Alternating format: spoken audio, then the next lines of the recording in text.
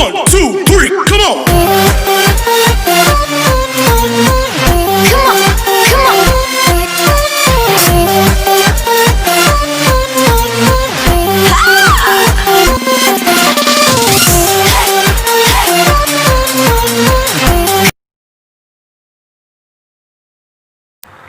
Assalamualaikum warahmatullahi wabarakatuh. Kembali lagi bersama saya Siti Rohmah Awaliyah, semester 5A, Prodi Akuntansi Fakultas Ekonomi, Universitas Balai Bandung.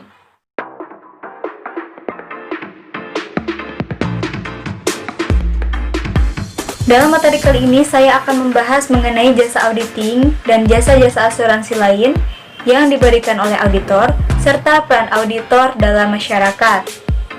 Jasa-jasa ini memberikan nilai dengan menawarkan kepastian atau assurance mengenai laporan keuangan, efektivitas pengendalian internal, serta informasi lainnya. Tidak luput juga kita akan membahas mengenai jenis auditing dan auditor, serta persyaratan menjadi seorang akuntan publik berijazah atau CPA.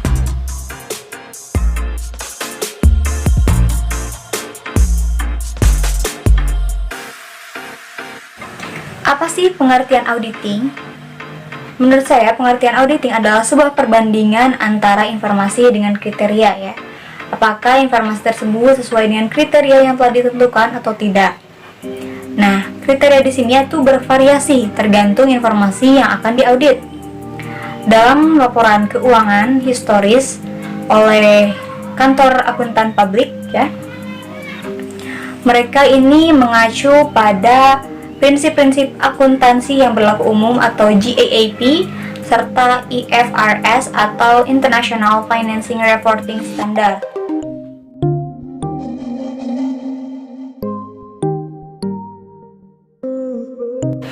Selanjutnya, apa sih perbedaan auditing dengan accounting?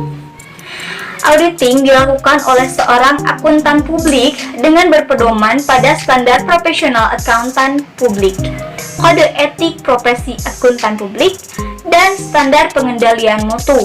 Sedangkan accounting dilakukan oleh pegawai perusahaan yang berpedoman pada standar akuntansi keuangan atau ETAP ya, dan IFRS.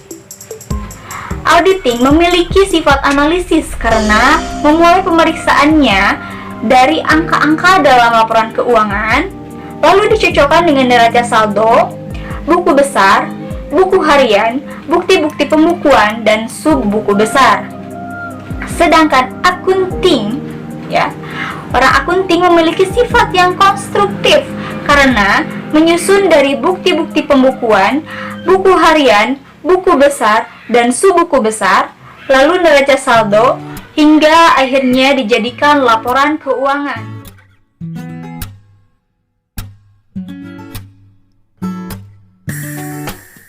Dalam mengambil keputusan, suatu perusahaan tentu memperoleh pertimbangan-pertimbangan ya teman-teman. Apa saja pertimbangannya? Yang pertama ada suku bunga bebas risiko. Suku bunga ini didapat saat berinvestasi dalam surat utang negara selama jangka waktu yang sama dengan pinjaman usaha tersebut. Pertimbangan yang kedua ada pertimbangan resiko bisnis bagi nasabah. Terjadi karena perusahaan tidak sanggup melunasi hutangnya karena kondisi ekonomi atau bisnis. Yang ketiga, pertimbangan mengenai resiko informasi. Pertimbangan ini terjadi karena informasi seringkali tidak akurat. Maka dari itu, diperlukan banyak pertimbangan ya untuk mengambil keputusan agar tidak salah melangkah. Nah, tentunya resiko-resiko tadi itu dipengaruhi oleh beberapa hal ya, seperti jauhnya informasi yang dibiaskan, juga data-data yang sangat banyak sehingga sulit untuk dicatat.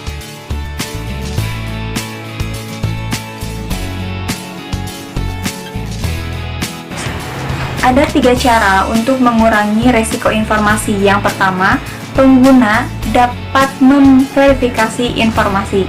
Kelebihannya di sini pengguna dapat mendapatkan informasi secara langsung ya, karena mendatangi perusahaan-perusahaan secara langsung hingga mendapatkan informasi yang akurat.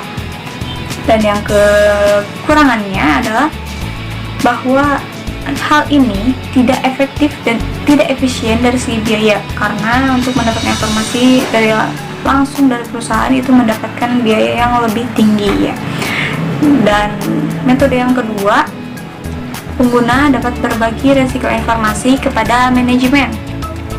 Nah, kelebihannya di sini, jika pengguna mendapatkan informasi yang tidak aktual, tidak akurat, maka pengguna dapat mendapatkan tuntutan hukum ya terhadap manajemen perusahaan tersebut. Tapi kekurangannya, jika perusahaan tidak bisa melunasi hak pengguna karena pilot, maka manajemen pun tidak akan melunasinya karena tidak ada dananya ya. Dan metode yang ketiga adalah laporan keuangan yang sudah diaudit yang disediakan ya oleh perusahaan tersebut. Kelebihannya ini sudah menjadi info yang andal yang dapat diandalkan. Dan kekurangannya adalah di sini, jika terjadi hal yang tidak akurat dalam informasi tersebut, maka auditor akan mendapatkan tuntutan hukum.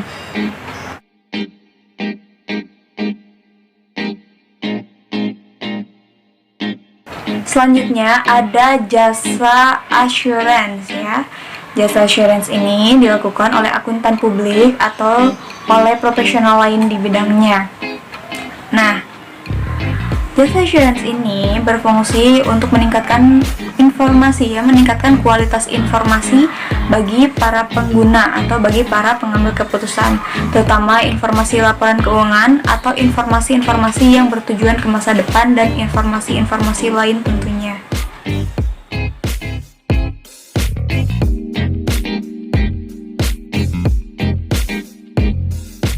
Salah satu kategori jasa assurance merupakan jasa atestasi.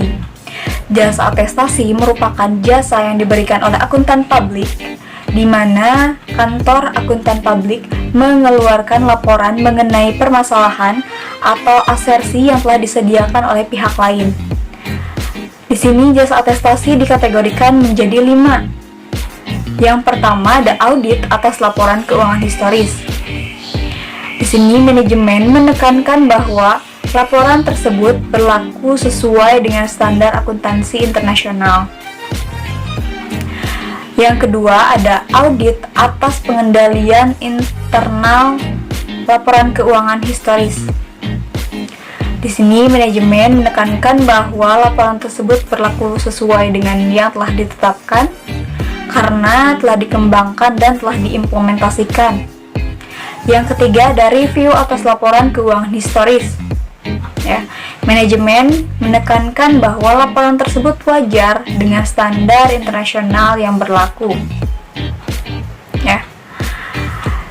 Yang keempat ada jasa atestasi mengenai teknologi informasi. Manajemen di sini mengeluarkan asersi reliabilitas dan keamanan elektronik informasi,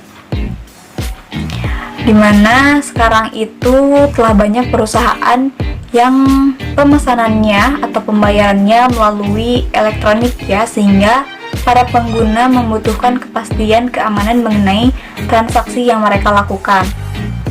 Yang kelima ada jasa atestasi lain-lain. Nah, jasa ini diberikan oleh akuntan publik untuk memenuhi keinginan klien terhadap informasi yang independen dan terpercaya.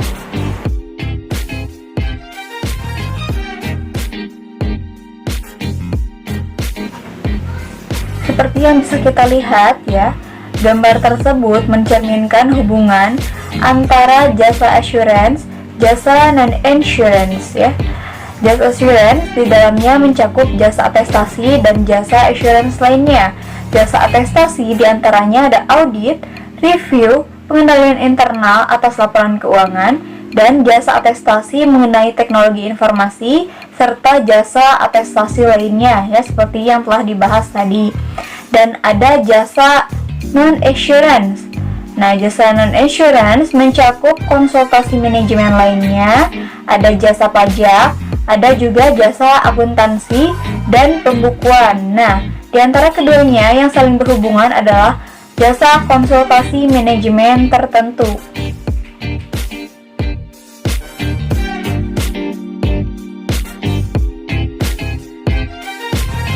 Jenis-jenis auditor. Ada beberapa jenis auditor ya. Yang pertama ada kantor akuntan publik, yaitu mengaudit laporan keuangan historis yang dipublikasikan oleh PP, perusahaan besar, serta organisasi non-komersil yang seringkali disebut auditor eksternal atau auditor independen.